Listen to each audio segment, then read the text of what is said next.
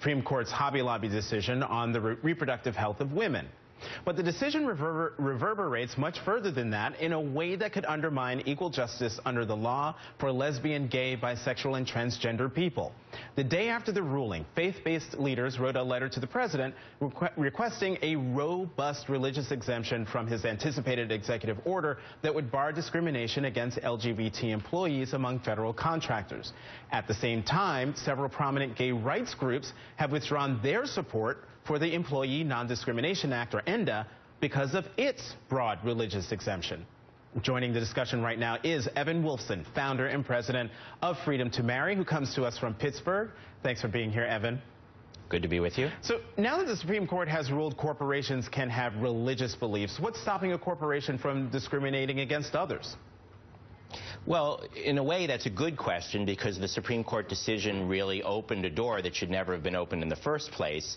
On the other hand, even that decision made clear, at least on its own terms, that they were talking about, from their point of view, one narrow question, one narrow set of organizations and so on, corporations and so on. It remains to be seen how faithful they are to those words, but the decision by Justice Alito did make a point that this did not apply to the important government interest in prohibiting discrimination, and Justice Kennedy in his concurrence also underscored that point. So it remains to be seen where the court goes with this, but what is clear, as you pointed out, is that there are others who are out there trying to take the Hobby Lobby decision and rush through that cracked open door with all kinds of horrors that would upset the balance that our country has struggled for in order to preserve civil rights as well as religious freedom. Evan, real quickly, given the discussion we just had in the last segment about how the court broadened its own ruling a few days later, add to the concern that people, or should it add to the concern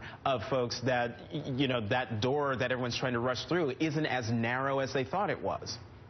Well, yeah, I mean, there's definitely a concern, because there are certainly forces out in the country that have an agenda of using the guise of religious liberty claims to subvert civil rights laws. And this is something we've seen going back to even the Civil Rights Act of 1964, the 50th anniversary of which we celebrate this year. There were the same efforts to say religion should be used as an excuse to do the very discrimination that the law prohibited. And we need to be vigilant and fight against that effort this time as we were last time. Hey, Justice, so how inclined is the White House to make a broad religious exemption to the impending executive order that they've been talking about for at least a month now? Well, it's hard to say at this point, because they haven't actually revealed any of the language. But, you know, what Press Secretary Josh Earnest said on Friday was that they are still supporting the Employment Non-Discrimination Act as it stands now with the religious exemption. When you're dealing with this executive order, you're dealing with federal contractors, which is sort of a different scenario. You're not just dealing with private employers, you're dealing with people who work with the federal government, who earn taxpayer money. As far as these groups that have pulled out of the Employment Non-Discrimination Act, groups like the ACLU and the Task Force, National Gay and Lesbian Task Force, they're really trying to send a message to the White House that this religious exemption is unacceptable, and they were sort of caught in a contradictory position where they were supporting it in ENDA, but they were saying, no, you can't have that in the executive order that you're drafting. Well, you know, the thing that I found surprising in terms of the amount of support that's been withdrawn from ENDA is that this was building up since before the Hobby Lobby decision, at least since late April, early May, when we started seeing from Queer Nation on down. And then the Hobby Lobby decision comes out, and now you've just seen a flood of people saying no way to ENDA. And the end point is a broad civil rights bill for LGBT people.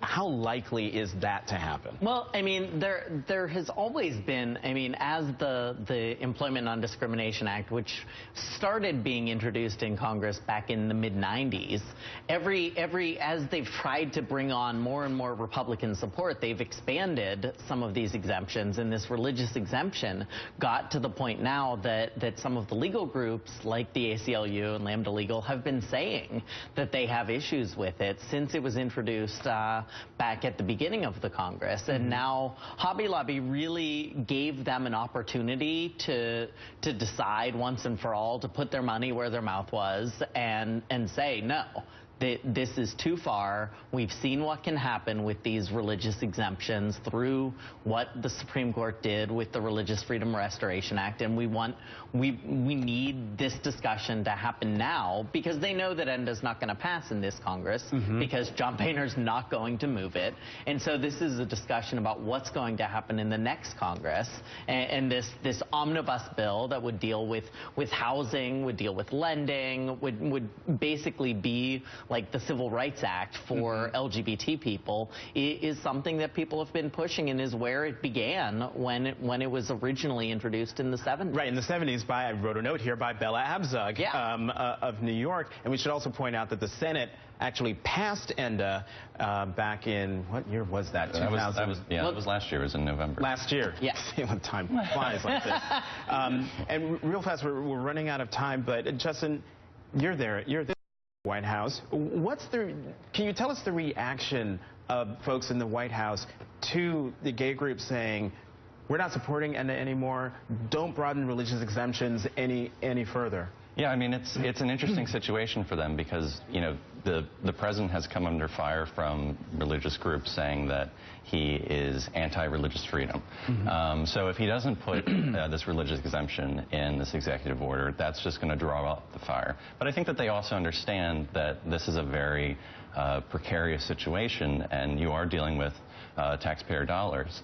At the same time, when you're dealing with something like the Employment Non-Discrimination Act, you have to have Republicans support that. And at the end of the day, this religious exemption has been key to Republican support. My thanks to Evan Wolfson from the organization Freedom to Marry. Thanks so much for coming on, Evan. Good to be with you. And the Rabin Group's Gabby Domin-Zain. The latest on Israel's ground incursion into Gaza overnight.